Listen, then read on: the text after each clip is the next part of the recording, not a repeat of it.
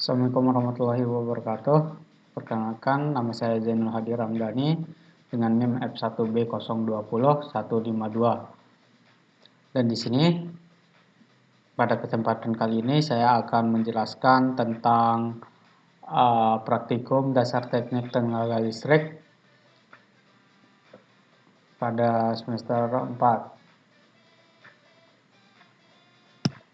Baik, kita langsung saja. Pertama-tama saya bakal ini dulu. Oke.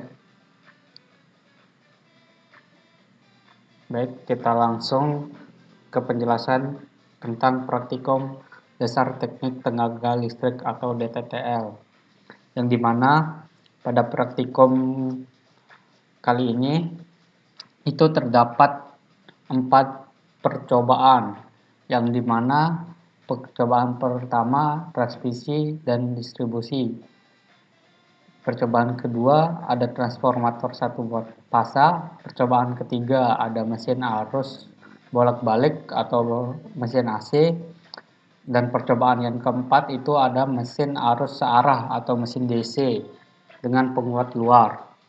Nah, pada sub percobaan pertama, transmisi dan distribusi terdapat lagi dibagi dalam 2 sub percobaan, yang dimana satu sub percobaan yaitu saluran transmisi pendek, dan sub percobaan kedua pada percobaan 1 adalah saluran distribusi 1 fase. Lanjut ke percobaan 2, terdapat 3 sub percobaan. Yang pertama, resistansi lilitan transformator. Yang kedua, transformasi transformator.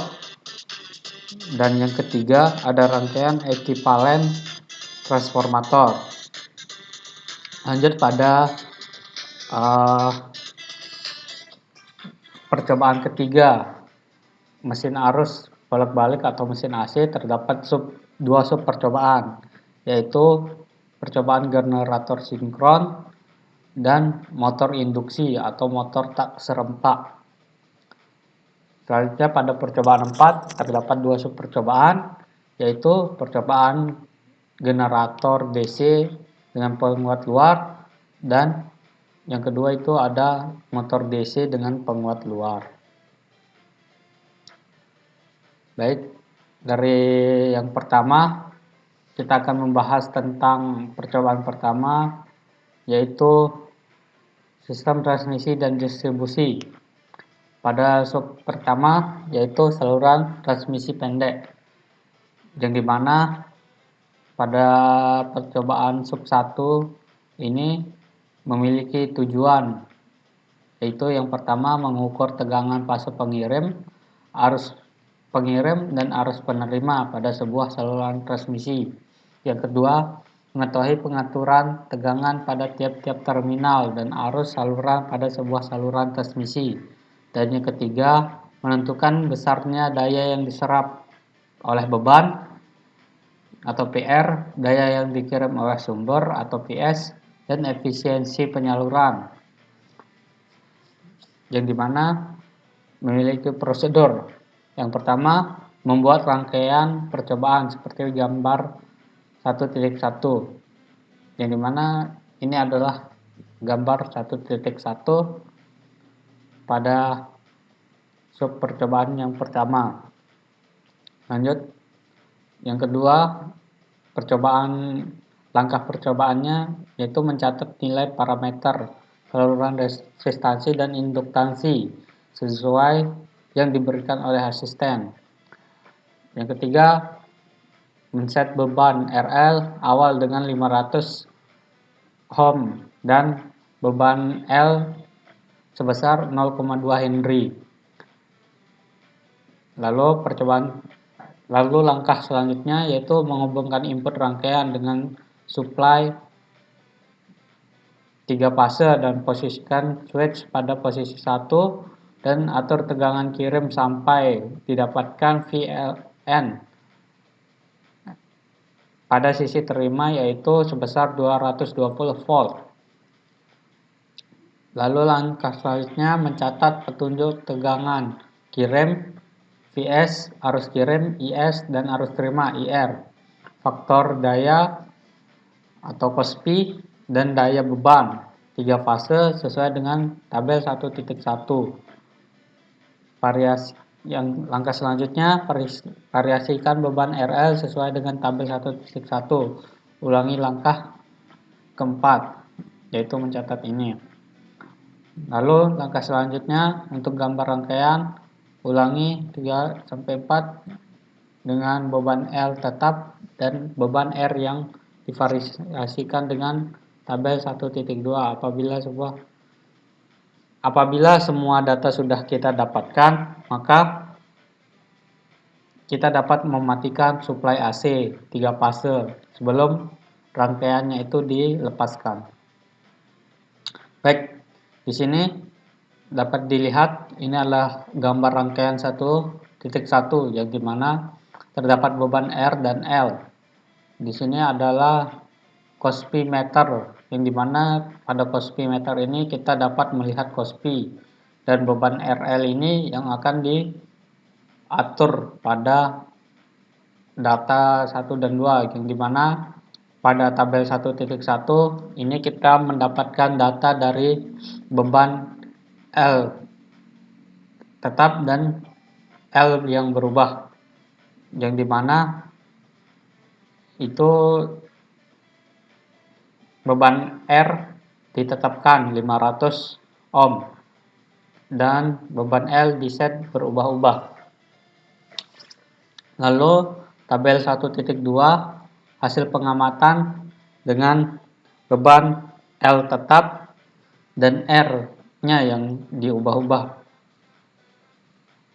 Lalu yang ketiga, hasil pengamatan sistem transmisi untuk beban L dan L-nya tetap, tetapi kita tambahkan beban C yang berubah-ubah atau semakin meningkat di sini.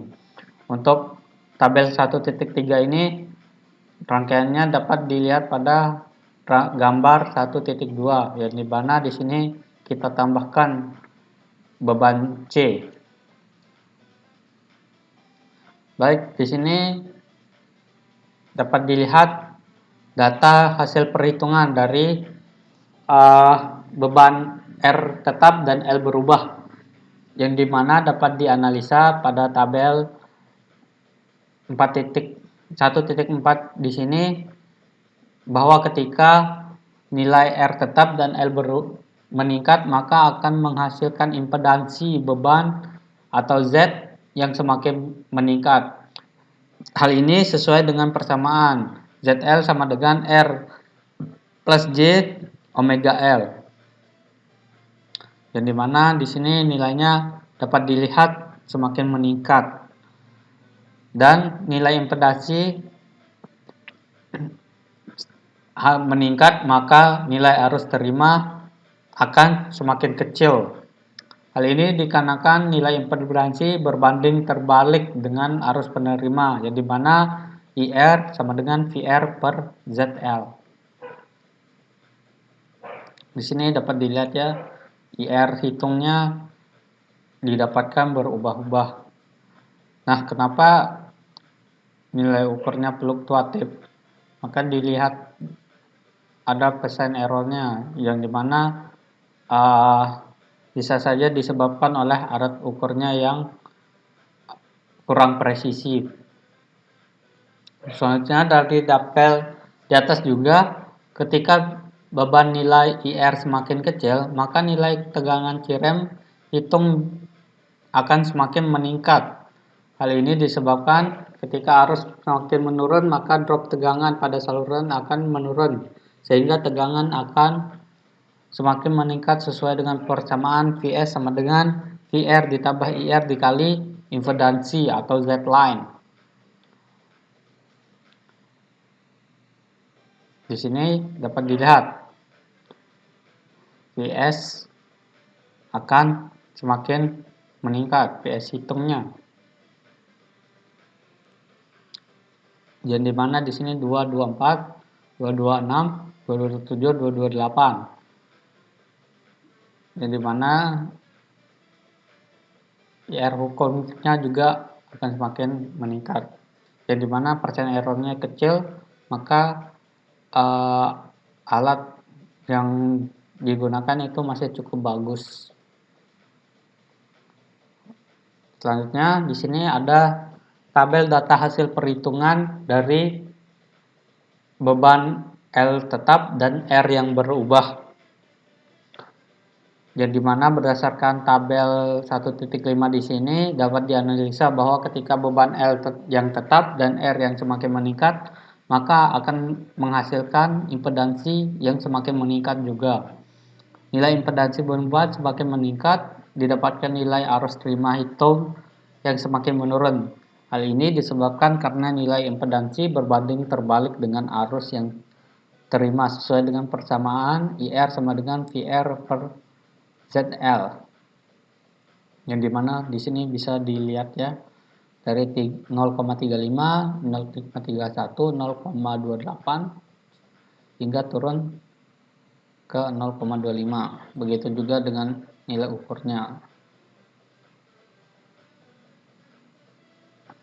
Nah, pada tabel ini juga dapat dilihat bahwa impedansi beban semakin meningkat, maka tegangan kirim juga akan semakin meningkat. Hal ini dikarenakan beban yang digunakan itu beban resistif, yang dimana ketika beban resistif semakin resistif, maka akan menyebabkan tegangan kirim yang dihasilkan semakin menurun. Tegangan kirimnya akan menurun dan tegangan terima semakin meningkat. Baik, kita lanjut. Di sini ada tabel hasil pengamatan R tetap dan L berubah. L tetap, RL tetap, dan nilai C yang berubah. Nah, di tabel 1.6 ini bahwa dapat diketahui bahwa ketika beban RL konstan dan C mengalami kenaikan, kondisi tersebut mengakibatkan nilai Z yang semakin menurun. Hal ini sesuai dengan persamaan ZL sama dengan R ditambah JXL dikurangi J omega L, di mana nilai Z berbanding lurus dengan nilai RL serta berbanding terbalik dengan nilai C. Dalam kaitan arus dengan Z dijelaskan oleh persamaan Z sama dengan V per I, di mana nilai beban berbanding terbalik dengan arus, sehingga percobaan ini didapatkan nilai Z yang semakin menurun dan berakibat pada semakin naiknya beban IR dan IS untuk tegangan terima konstan di angka 220 volt. Hal ini memang sengaja dijaga konstan karena nilai tegangan terima diasumsikan oleh permintaan konsumen. Oleh karena itu, tegangan kirim divariasikan agar didapatkan nilai PR yang konstan, yaitu 220. Seperti tegangan dari PLN. Nilai PS yang didapatkan mempengaruhi nilai Z, yang dimana semakin kecil PS maka nilai Z juga ikut menurun. Hal ini sesuai dengan persamaan V sama dengan I dikali Z, yang menyatakan hubungan antara keduanya adalah berbanding lurus.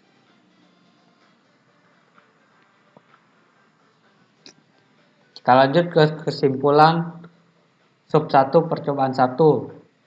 Kesimpulan pertama, pada percobaan saluran transmisi pendek didapatkan bahwa nilai tegangan kirim atau VS berbanding lurus dengan nilai beban Z sesuai dengan persamaan V sama dengan I dikali Z, di mana semakin meningkat beban nilai Z maka VS yang dibutuhkan juga semakin besar, sedangkan untuk arus kirim dan arus terima akan mengecil, sehingga penambahan nilai beban Z sesuai dengan persamaan I sama dengan V per Z, hubungan antara arus dan beban berbanding kebalik. Pada percobaan saluran transmisi pendek dengan variasi nilai beban Z yang semakin meningkat, diasumsi nilai tegangan terima VR harus tetap konstan di 220 volt. Didapatkan bahwa nilai tegangan kirim atau VS berbanding lurus dengan nilai beban Z. Semakin besar nilai beban Z yang diberikan, maka tegangan kirim atau VS yang dibutuhkan juga semakin besar untuk menjaga tegangan terima atau VR tetap konstan di 220. Pada percobaan saluran transmisi pendek didapatkan bahwa nilai beban, daya terima atau VR, dan daya kirim VS dan efisiensi penyaluran daya berbanding terbalik dengan nilai beban atau Z. Kenaikan nilai beban Z akan diikuti oleh naiknya nilai tegangan dan daya kirim yang berimbas pada semakin besarnya selisih antara VS dan VR sesuai dengan persamaan N sama dengan Vs per PR dikali 100%. Maka kondisi ini mengakibatkan efisiensi penyaluran daya menurun karena besarnya selisih antara daya kirim dan daya terima.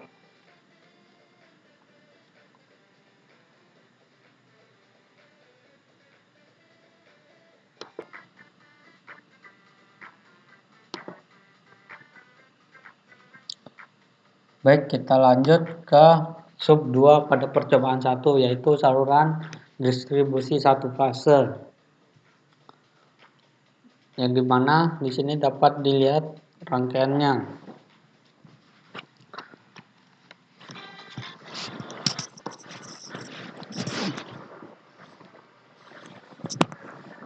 Rangkaiannya di sini dan didapatkan data seperti ini.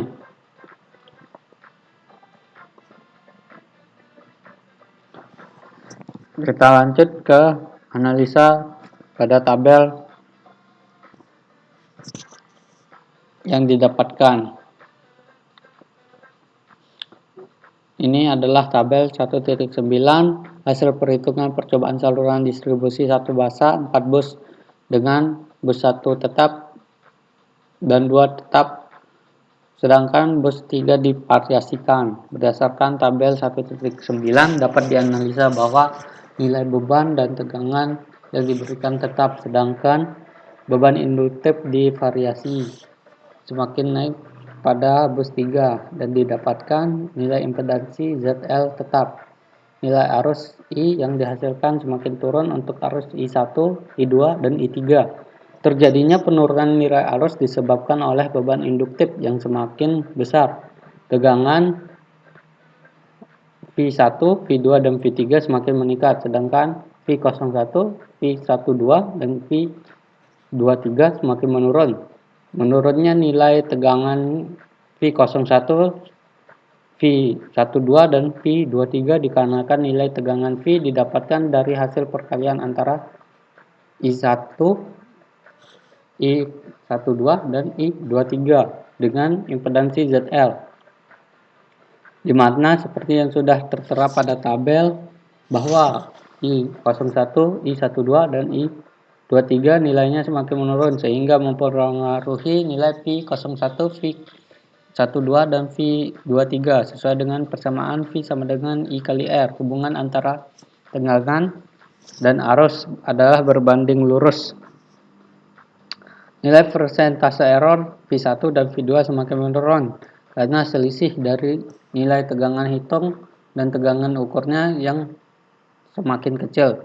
Sedangkan persentase error V3 semakin meningkat karena selisih nilai tegangan hitung dan tegangan ukurnya yang semakin besar. Selanjutnya di sini adalah tabel hasil perhitungan percobaan saluran distribusi satu fase 4 bus dengan beban pada bus 2 dan bus 3 tetap, sedangkan bus 1 divariasikan. Nah, di sini dapat dianalisa bahwa nilai Z yaitu tetap bernilai 36,78. Nilai I1 dan I2 menurun dari data pertama ke data kedua, kemudian konstan di data berikutnya. Dan I3 bernilai konstan. Hal ini mempengaruhi nilai 01, I01, I12, dan I23 yang mempunyai pola yang sama dengan nilai I1, I2, dan I3. Secara keseluruhan, nilai arus yang terbaca fluktuatif sehingga nilai V01, V212, dan V23 juga fluktuatif karena merupakan hasil perkalian dari I01, I12, dan I23 dengan nilai impedansi. Hubungan antara tegangan dan arus adalah berbanding lurus. Jadi sesuai dengan persamaan V sama dengan I dikali R. Sehingga semakin besar nilai I, maka semakin juga nilai V yang didapatkan. Untuk persentase error terbaca fluktuatif karena mengikuti nilai dari tegangan. Kesimpulan pada percobaan 1 sub 2. Yang pertama, percobaan saluran distribusi 1 basa 4 bus didapatkan bahwa nilai drop tegangan antara bus berbanding lurus dengan nilai arus saluran, di mana nilai drop tegangan merupakan hasil karya antara impedansi dan arus masing-masing saluran. Pada percobaan saluran distribusi 1 fasa 4 bus didapatkan bahwa rugi-rugi daya saluran berbanding lurus dengan alokasi beban Z yang diberikan, di mana semakin besar nilai beban Z, maka rugi-rugi daya atau P loss akan semakin meningkat. Kondisi ini menunjuk pada persamaan P loss sama dengan 3 dikali I2 dikali R dikali L. Faktor daya, drop tegangan, dan rugi-rugi saluran distribusi satu fasa memiliki hubungan yang linear, di mana semakin kecil faktor daya, maka drop tegangan akan semakin kecil juga. Begitu pula sebaliknya. Atau di sini bisa dikatakan berbanding lurus.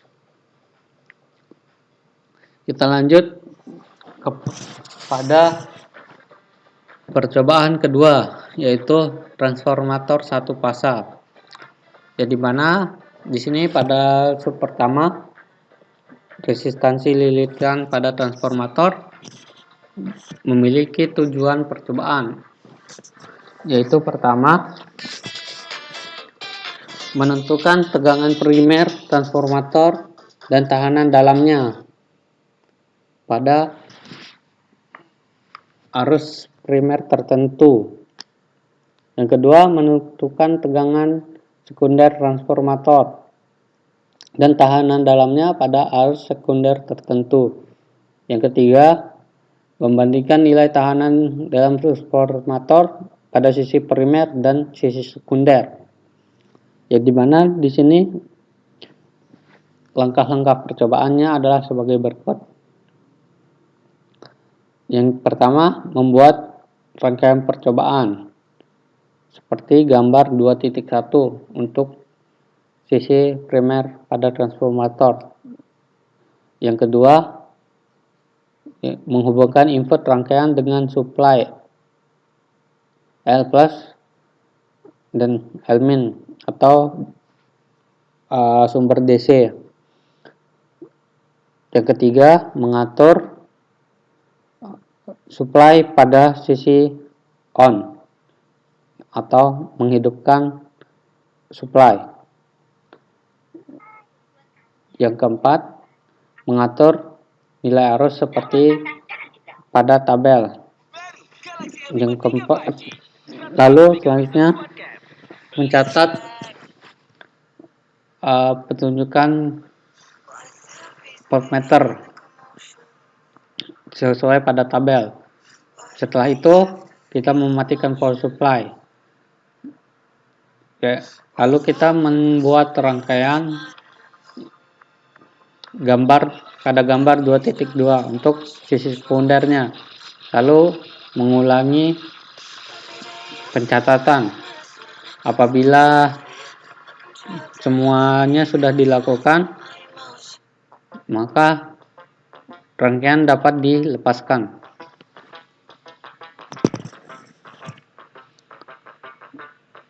Berikut adalah analisa rangkaian. Yang di sini adalah rangkaian pada sisi primer.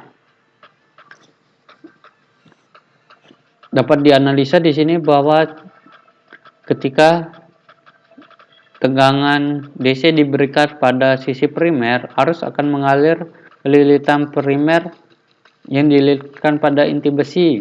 yang akan menimbulkan flux sehingga terdapat GGM atau gaya gerak magnet pada lilitan. Tegangan yang terukur pada voltmeter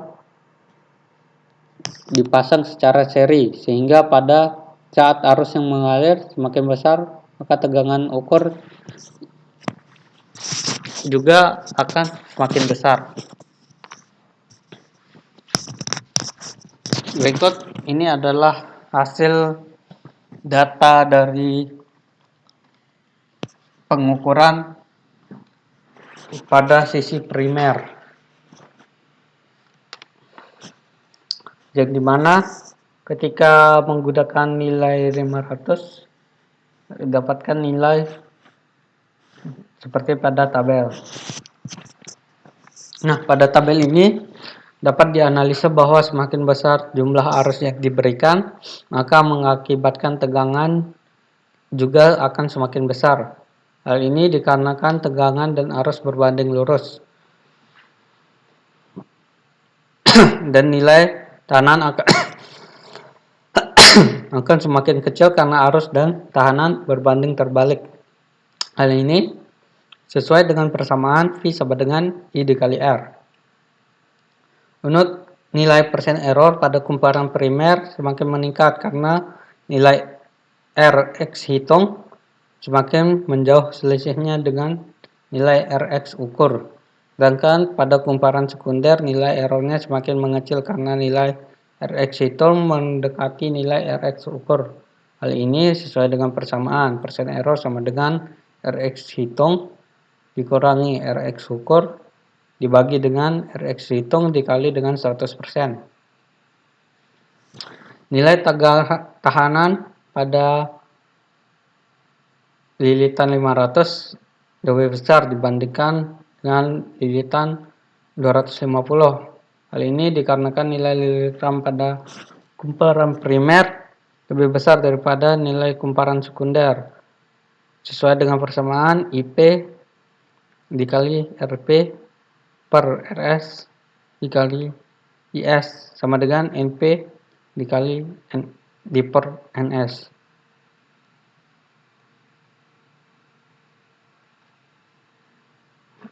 Kesimpulan pada percobaan 2/1 yaitu kesimpulan pertama pada transformator primer dengan jumlah lilitan 500 tegangan yang diperoleh berbanding lurus dengan nilai arus yang digunakan, sedangkan nilai tahanan diperoleh sesuai dengan perhitungan yaitu semakin naik. Hal ini sesuai dengan persamaan V sama dengan I dikali R.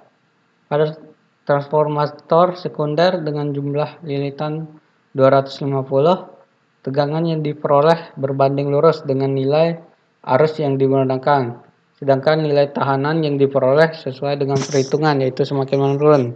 Hal ini sesuai dengan persamaan V sama dengan I dikali R juga. Lalu yang ketiga, nilai tahanan transformator pada sisi primer lebih besar dibandingkan dengan nilai tahanan transformator pada sisi sekunder. Hal ini disebabkan oleh jumlah lilitan pada sisi transformator primer lebih banyak dengan jumlah lilitan transformator sekunder. Kita lanjut pada sub 2 percobaan 2 yaitu transformasi transformator. Yang dimana di sini memiliki tujuan yang pertama yaitu menentukan tegangan sekunder pada transformator dengan mengatur tegangan primer transformator pada tegangan tertentu. Tujuan kedua yaitu mengetahui perbandingan lilitan antara primer dan lilitan sekunder pada transformator. Prosedur percobaan. Yang pertama, membuat rangkaian percobaan. Yang kedua, mengatur power supply pada posisi on. Yang ketiga, mengatur nilai tegangan pada sisi primer. Yang keempat, mencatat petunjuk voltmeter sesuai dengan yang tertera di tabel. Setelah itu kita matikan power supply. Lalu kita mengulangi langkah-langkah tersebut untuk transformator step up dan transformator step down. Apabila semua data sudah didapatkan, maka kita akan mematikan supply AC dan mencabut semua rangkaian. Baik, di sini ada analisa rangkaian dari kumparan primer dan sekunder yang dihubungkan secara seri. Berdasarkan gambar di sini dapat dianalisa bahwa rangkaian tersebut adalah rangkaian kumparan primer dan sekunder. Pada rangkaian digunakan transformator dengan nilai sisi primer dan sekunder yang sama, yang dimana di sini sama-sama 500 lilitan, yang dimana voltmeter primer dihubungkan secara paralel dengan voltmeter dan sumber tegangan, sedangkan tegangan dihubung paralel dengan voltmeter dan kumparan primer, sedangkan voltmeter sekunder dihubungkan paralel dengan kumparan sekunder. Kemudian sisi primer diberi tegangan suplai AC yang bisa diatur besarnya. Lalu kemudian untuk arus listrik akan mengalir ke kumparan primer dan menimbulkan medan elektromagnetik sehingga dapat mengakibatkan flux magnetik yang dapat menginduksi GGL pada sisi sekunder. Lalu di sini setelah didapatkan data dari sisi sekunder dalam hubungan seri, transformator step up dan transformator step down, yang dimana dapat dianalisa bahwa trafo primer dan sekunder sama sisi mendapatkan nilai tegangan yang menurun. Hal ini disebabkan karena jumlah lilitan pada sisi primer dan sekunder sama, sehingga tegangan harusnya sama tetapi berkurang karena adanya rugi-rugi daya pada trafo. Lalu pada trafo step down dengan jumlah lilitan primer 500 dan lilitan sekunder 250, dapat dianalisa bahwa PS yang didapatkan semakin kecil dengan PV. Hal ini sesuai dengan persamaan P sekunder sama dengan setengah dari P primer, yang dimana pada trafo step down itu berfungsi untuk menurunkan nilai tegangan, sedangkan untuk step up didapatkan nilai yang lebih besar dari sisi sekundernya dibandingkan dengan sisi primer, yang dimana step up itu memiliki berfungsi sebagai penaik tegangan, yang dimana di sini dapat kita simpulkan bahwa yang pertama, pada transformator dengan lilitan pada sisi sekunder dan primer sama tegangan dihasilkan lebih besar pada sisi primer, karena di sini terjadi drop tegangan, yang dimana seharusnya tegangan yang dihasilkan sama karena jumlah lilitannya sama. Lalu yang kedua, perbandingan transformator step down, tegangan dihasilkan lebih rendah daripada sisi primer, dan transformator step up, tegangan yang dihasilkan lebih besar daripada sisi sekunder, disebabkan jumlah lilitan pada sisi sekunder lebih besar daripada sisi primer. Yang kedua, perbandingan lilitan pada transformator yang jumlah lilitan primer dan sekundernya sama, sehingga didapatkan tegangan pada sisi sekunder yang hampir sama mendekati nilai tegangan primer. Pada trafo step down, jumlah lilitan pada sisi sekunder lebih sedikit daripada jumlah lilitan pada sisi primer, yang menyebabkan tegangan akan turun. Pada trafo step up, jumlah lilitan primer lebih sedikit daripada jumlah lilitan sekunder, yang dimana menyebabkan tegangan akan naik. Selanjutnya di sini masih ada percobaan 2, transformator satu fasa. Kita lanjut dengan percobaan 2 sub 3, yaitu rangkaian ekuivalen transformator. Yang dimana tujuan percobaan yang pertama mengetahui perubahan arus dan daya nyata yang terjadi pada tegangan input transformator yang diatur pada posisi tertentu. Yang kedua, menentukan parameter rangkaian RC dan XM transformator beban nol. Yang ketiga, mengetahui perubahan tegangan dan daya nyata yang terjadi pada saat arus pada transformator diatur pada posisi tertentu. Yang keempat, menentukan parameter rangkaian ekuivalen Z ekuivalen dan X ekuivalen transformator hubung singkat. Yang dimana di sini pada prosedur percobaan kita melakukan 2 percobaan, yaitu pada transformator tanpa beban dan pada transformator hubung singkat.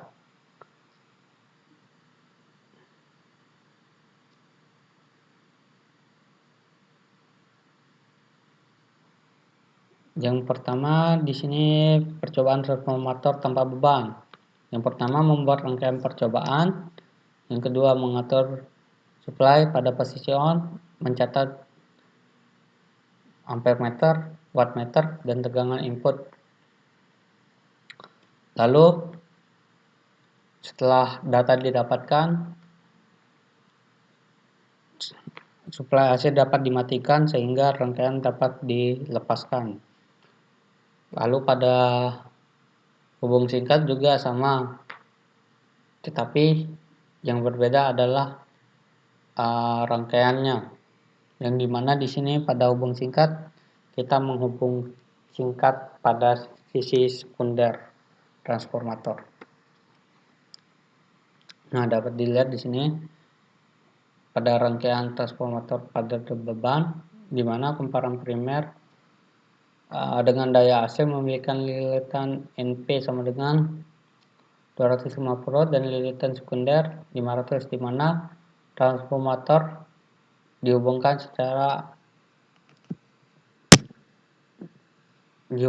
dengan nilai AC dan kumparan primer, sedangkan voltmeter dirangkai untuk mengukur tegangan pada sisi primer. Di sisi sekunder juga dihubungkan dengan voltmeter secara paralel agar dapat mengukur tegangan pada sisi sekundernya.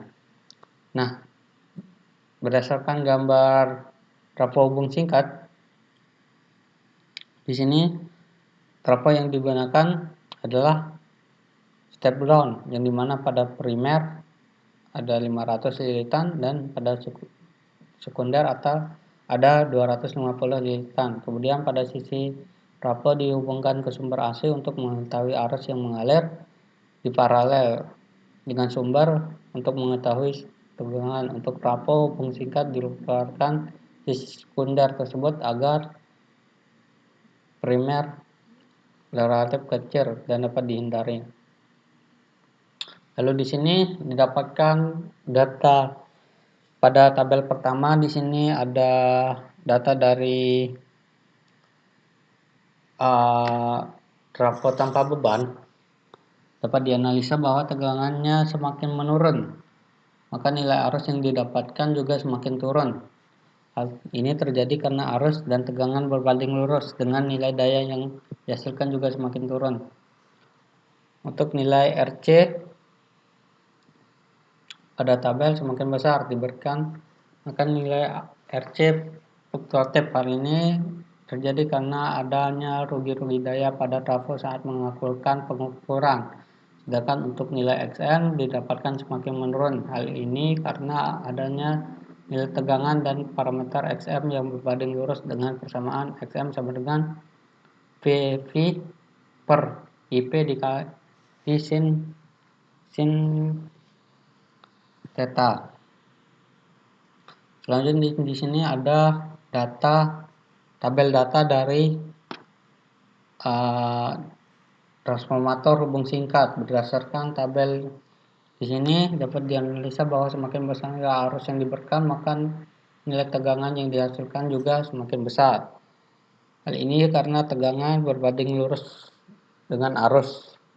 Untuk nilai daya yang dihasilkan konstan, yaitu 0,50 sampai dengan 0,35 ampere, menurun pada 0,3 ampere. Untuk nilai X ekuivalen yang dihasilkan fluktuatif karena rugi-rugi daya pada trafo, sedangkan untuk R ekuivalen yang dihasilkan juga fluktuatif karena adanya rugi-rugi daya pada trafo. Kesimpulan pada sub 3 percobaan 2 ini, yang pertama, pada trafo tanpa beban diberikan tekanan yang berbeda pada sisi primer, maka arus dan daya yang diperoleh juga semakin besar atau kecil tergantung pada nilai tegangan. Hal ini sesuai dengan persamaan P sama dengan V dikali I. Pada trafo tanpa beban, jika tegangan semakin kecil maka nilai tahanan RC dan reaktansi Xm juga semakin kecil. Pada trafo hubung singkat, jika diberikan variasi arus, tegangan dan daya akan diperoleh akan semakin meningkat atau menurun tergantung dari nilai arus tadi, karena daya berbanding lurus terhadap arus dan tegangan. Hal ini sesuai dengan persamaan P sama dengan V dikali I. Pada trafo hubung singkat, arus primer yang semakin besar menghasilkan nilai tahanan dari R ekuivalen, Z ekuivalen, dan Z bernilai fluktuatif.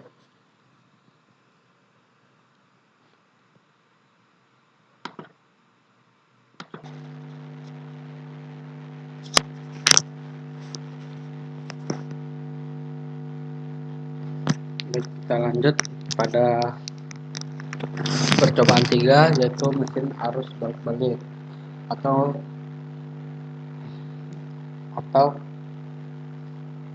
mesin AC, yang dimana di sini terdapat dua sub percobaan, yang dimana pertama yaitu sub percobaan generator sinkron yang memiliki tujuan untuk mengetahui unjuk kerja dari generator sinkron tanpa beban pada perubahan arus, eksistansi medan, dan perubahan kecepatan terhadap tegangan jangkar generator sinkron dan arus jangkar pada motor penggerak atau DC. Yang kedua, mengetahui karakteristik pengaruh arus, eksistansi atau medan, perubahan kecepatan terhadap tegangan jangkar generator sinkron, dan arus jangkar pada motor penggerak atau DC pada generator sinkron tanpa beban. Yang kedua, mengetahui pengaruh kombinasi beban RL pada unjuk kerja generator sinkron, yaitu tegangan arus jangkar, arus jangkar, dan arus medan, kecepatan putar rotor, dan daya generator sinkron. Mengetahui karakteristik kombinasi beban RL terhadap unjuk kerja generator sinkron. Yang dimana di sini langkah percobaannya adalah sebagai berikut. Yang pertama, kita akan melakukan percobaan generator sinkron tanpa beban, yang mana yang pertama adalah membuat rangkaian. Yang kedua, memberikan suplai DC pada motor DC shunt sebagai penggerak mula, kemudian mengatur keluaran suplai DC sehingga putaran terkopel generator 1500 rpm. Itu pada generator sinkron atur arus hingga 100 mA, mencatat tegangan kantor dan arus jangkar, lalu mengulangi langkah mencatat apabila semua percobaan pada generator sinkron ini sudah selesai, maka akan bisa dimatikan sumber DC untuk arus medan, baru mematikan sumber arus DC untuk motor sebagai penggerak mula. Sama juga di sini hampir sama langkah percobaan dari generator sinkron tanpa beban dan generator sinkron berbeban. Hanya tetapi di sini kita memberikan beban RL pada generator sinkron pada percobaan dengan beban, sehingga apabila datanya sudah didapatkan maka alat-alat bisa dibereskan. Yang pertama di sini ada data dari generator sinkron tanpa beban, di mana menunjukkan nilai tegangan jangkar, arus jangkar dengan kecepatan putar, dan arus medan sebagai variabel pada percobaan generator sinkron tanpa beban ini. Nah, di sini dapat dianalisa bahwa putaran motor yang semakin meningkat dapat mempengaruhi tegangan jangkar, dan arus jangkar juga akan semakin meningkat. Hal ini disebabkan karena semakin meningkat kecepatan motor, maka semakin banyak flux yang akan didapatkan, sehingga tegangan jangkar dan arus jangkar itu juga meningkat. Sedangkan hubungan antara arus medan dan tegangan jangkar dan arus jangkar semakin meningkat arus medan, maka tegangan dan arus jangkar juga akan semakin meningkat, karena flux yang diproduksi oleh penguat medan akan semakin meningkat, sehingga GGL induksi akan semakin membesar. Ini sesuai dengan persamaan EA sama dengan C dikali cos P. Nah, di sini selanjutnya ada tabel hasil dari generator sinkron berbeban. Berdasarkan tabel dapat diketahui bahwa dengan bertambahnya nilai beban L dan nilai tahanan R yang konstan mempengaruhi tegangan jangkar VS yang semakin meningkat seiring bertambahnya beban induktif atau L. Sesuai dengan persamaan, V sama dengan I dikali ZL, sedangkan arus jangkar yang dihasilkan semakin kecil karena adanya reaksi jangkar yang disebabkan oleh arus yang mengalir pada kumparan jangkar. Arus tersebut yang menimbulkan medan magnet yang diperoleh arus jangkarnya semakin meningkat dengan persamaan yang sama dengan I per Z. Berdasarkan tabel di atas juga dapat dilihat nilai daya yang didapatkan itu semakin kecil karena adanya beban induktif L yang diatur semakin meningkat, sehingga didapatkan nilai arus semakin kecil yang akan mempengaruhi nilai daya suatu persamaan. Nilai persen error cos P didapatkan nilai yang fluktuatif yang dapat disebabkan karena kurangnya presisi alat atau Bowman error. Kesimpulan pada percobaan 3 sub pertama yaitu pada percobaan generator sinkron tanpa beban ini didapatkan bahwa semakin besar nilai arus medan dan kecepatan putar rotor, maka tegangan jangkar atau PT dan arus jangkar yang dihasilkan semakin besar. Kesimpulan kedua, pada generator sinkron tanpa beban, meningkatkan arus estimasi medan dan peningkatan kecepatan putar yang dapat menyebabkan nilai tegangan jangkar atau PT dan arus jangkar yang dihasilkan oleh generator.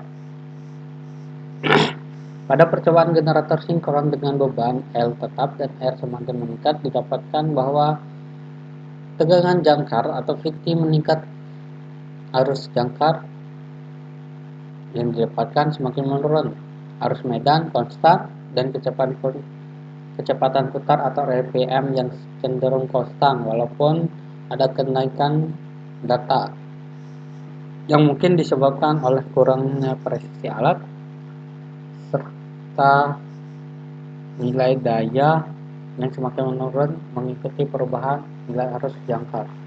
Pada percobaan generator sinkron berbeban dengan nilai R yang semakin besar, didapatkan bahwa tegangan jangkar itu fluktuatif,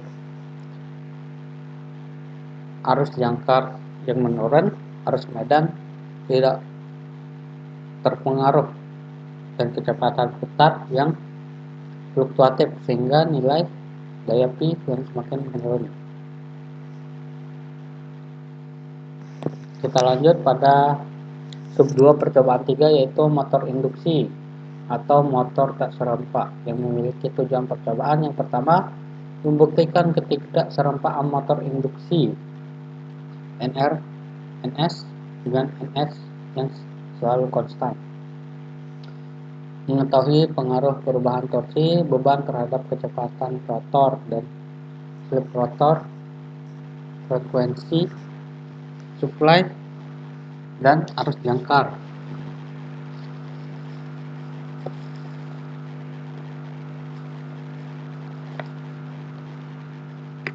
Arus jangkar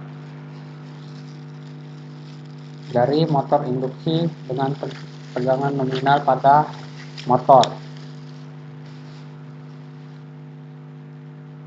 Selanjutnya di sini ada langkah percobaan dari percobaan 3 sub 2 ini. Jadi mana pertama kita membuat rangkaian, yang kedua menyalakan semua alat ukur, yang ketiga men-setting tombol brake, rem pada posisi-posisi yang telah ditetapkan, sumber AC, menyalakan sumber AC, lalu setelah motor berputar akan menekan tombol rem ke posisi X-1, lalu men-set beban, lalu mencatat sesuai tabel. Tetapi di sini pada percobaan kali ini kita diberi data karena fungsi dari tombol brake dan rem di sini itu tidak bisa digunakan pada lab kita, yaitu lab SKL, sehingga percobaan ini tuh tidak dapat dilakukan, sehingga kita hanya dijelaskan oleh asisten tentang langkah kerjanya dan kita diberikan data, yaitu di sini dari data di sini dapat dianalisa dengan bertambahnya nilai tahanan dan beban induksi L akan tetap menghasilkan arus jangkar yang cenderung meningkat sesuai dengan persamaan P sama dengan I dikali R. Nah, berdasarkan tabel ini, nilai daya yang didapatkan semakin menurun karena nilai tahanan R yang diatur semakin besar, sehingga didapatkan nilai arus yang semakin kecil yang mempengaruhi nilai daya yang sesuai dengan persamaan IS sama dengan P dikali IF dikali RF per RS. Nilai persen error yang didapatkan ini fluktuatif. Nilai persen error dapat disebutkan oleh kurangnya presisi alat ataupun command error. Kesimpulan pada sub 2 percobaan 3 ini, Yang pertama, agar tegangan dapat terinduksi diperlukan adanya perbedaan nilai antara kecepatan putar stator dengan kecepatan putar rotor atau disebut dengan slip. Dengan percobaan slip sama dengan ns dikurangi nr per ns sama dikali 100%. Percobaan torsi beban terhadap arus jangkar. Slip, faktor daya dan daya aktif dihasilkan apabila torsi beban semakin besar, maka arus jangkar IS dan slip, faktor daya dan daya aktif motor nilai juga semakin besar. Namun apabila kecepatan putar yang dikontrol semakin lambat atau semakin mengecil. Selanjutnya kita ke percobaan 4, yaitu mesin arus searah DC dengan penguat luar. Yang dimana di sini pada percobaan 4 ini sub satunya ada generator DC dengan penguat luar, yang dimana memiliki tujuan yang pertama yaitu mengamati gejala timbulnya tegangan pada generator DC dengan penguat luar tanpa beban. Yang kedua, menentukan karakteristik generator DC penguat luar berbeban. Baik, langsung ke prosedur percobaan. Yang dimana di sini kita membuat rangkaian dulu, lalu memberikan suplai AC 3 fase 220 volt untuk menginduksi 3 fase sebagai penggerak motor induksi, 3 fase sebagai penggerak mula. Lalu yang ketiga, memberikan tegangan DC pada medan generator DC sesuai dengan variasi tegangan VF seperti pada tabel. Lalu mencatat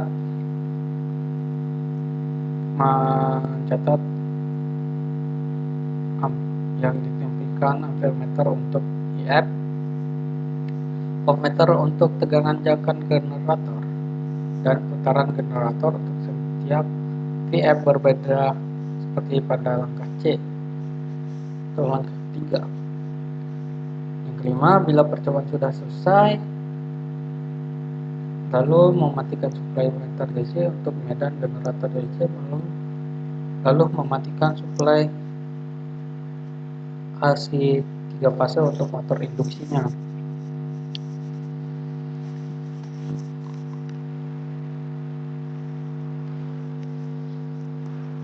Nah, di sini kita lanjut pada yang berbeban ya. Sebenarnya sama saja, tapi di sini kita tambahkan beban untuk mengetahui pengaruh dari beban tersebut pada generator DC dengan penguat luar ini. Kita tambahkan beban, lalu langkah atau prosedur kerjanya sama seperti pada percobaan yang tanpa beban. Lalu di sini dapat dilihat tabel data hasil dari pengamatan yang tanpa beban.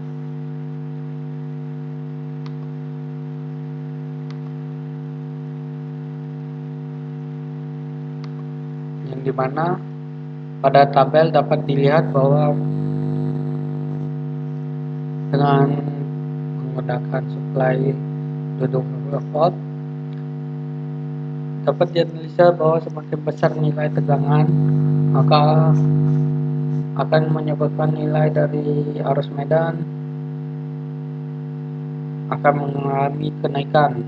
Hal ini terjadi karena nilai tegangan medan berbanding lurus dengan arus medan sesuai dengan persamaan IF sama dengan IF dikali R. Kemudian pada tegangan medan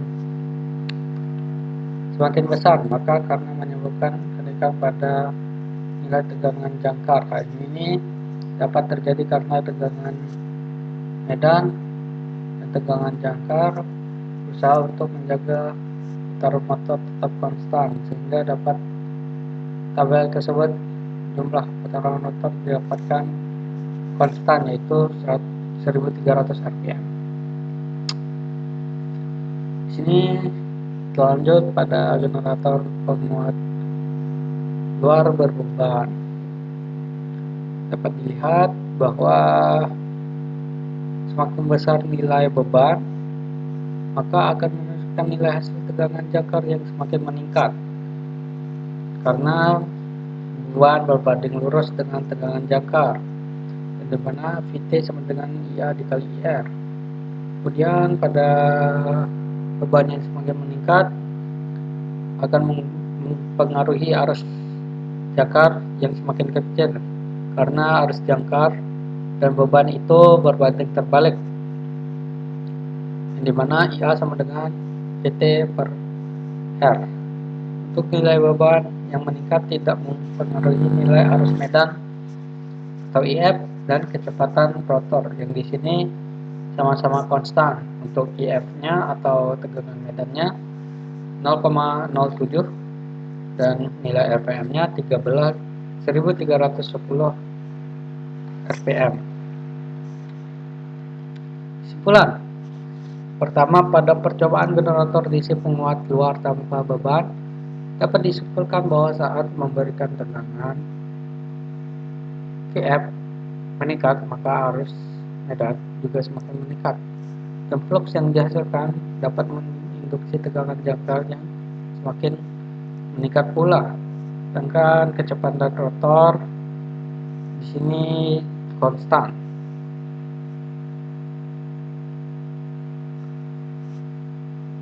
Kedua, pada percobaan generator DC pemuat luar berbeban dapat disimpulkan bahwa saat diberikan beban R tambah, maka tegangan jangkar yang dihasilkan semakin meningkat dan arus jangkar semakin menurun.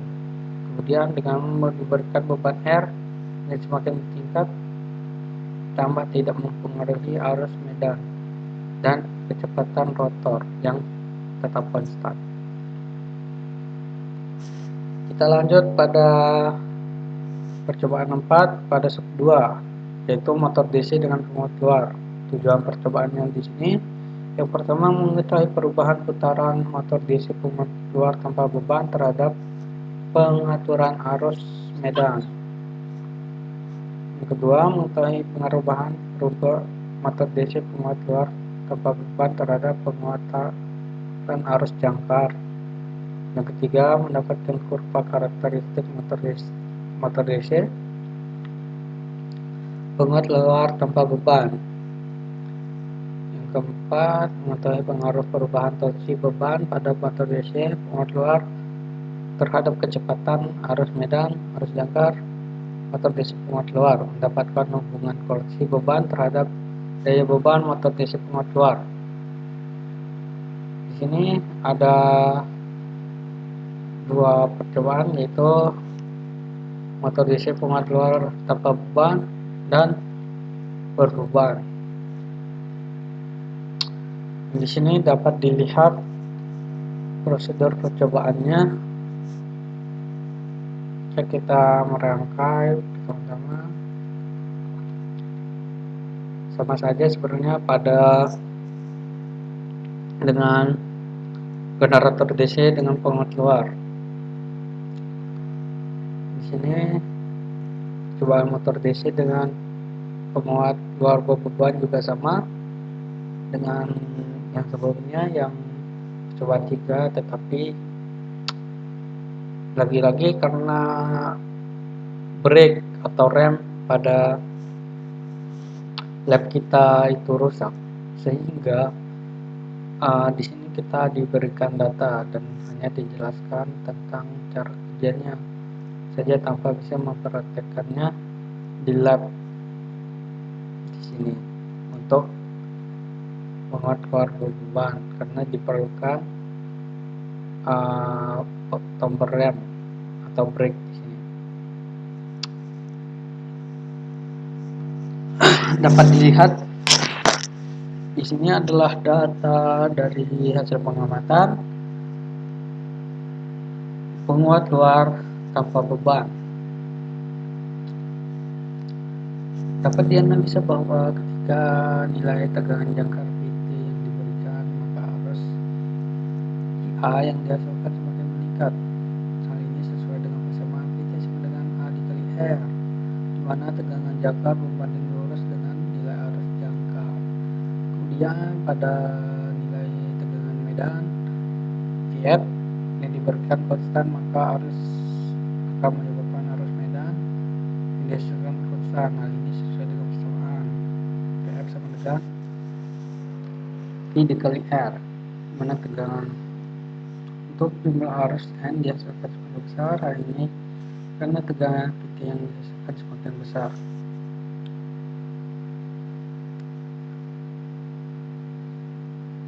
Seperti sini adalah penguat luar berbeban yang diberikan PT konstan, maka ia semakin kecil. Ini tidak sesuai dengan persamaan. PT sama dengan IR dikali R, yang dimana syaratnya PT dan arus jangkar berbanding lurus. Penyebabnya yaitu kesalahan penggunaan alat.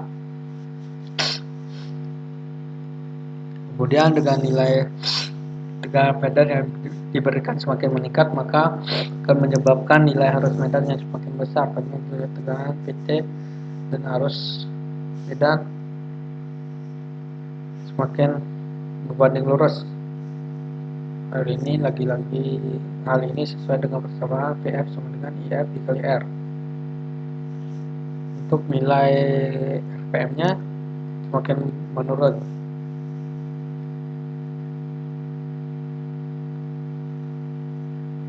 Kesimpulan pertama, pada percobaan motor DC penguat luar tanpa beban dapat disimpulkan diberikan tegangan jangkar PT semakin meningkat, maka arus jangkar IS yang dihasilkan juga semakin meningkat.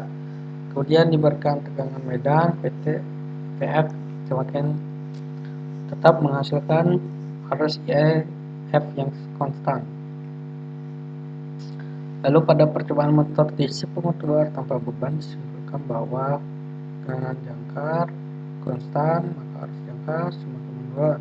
Kemudian diberikan tegangan medan PF semakin meningkat, arus yang dihasilkan juga semakin meningkat dengan diberikannya tegangan yang konstan dan tegangan medan yang meningkat, menghasilkan putaran rotor yang semakin kecil. Pada percobaan motor DC penguat luar berbeban disimpulkan bahwa diberikan beban Nm yang meningkat, maka putaran rotor semakin menurun karena adanya beban yang sebagai penghambat. Kemudian diberikan beban yang meningkat tidak berbanding lurus, tidak mempengaruhi arus medan yang konstan, dengan diberikan beban juga maka arus jangkar meningkat juga karena menjaga kestabilan dari putaran rotor. Baik, mungkin hanya itu yang dapat saya sampaikan pada kesempatan ini. Saya mohon maaf apabila ada kesalahan atau salah-salah kata. Sekian dari saya. Saya Yeni Hadiran Dani. Mohon maaf apabila ada kesalahan. Sekian, terima kasih. Assalamualaikum warahmatullahi wabarakatuh. Apabila ada yang ingin ditanyakan, silahkan tulis di kolom komentar. Dadah.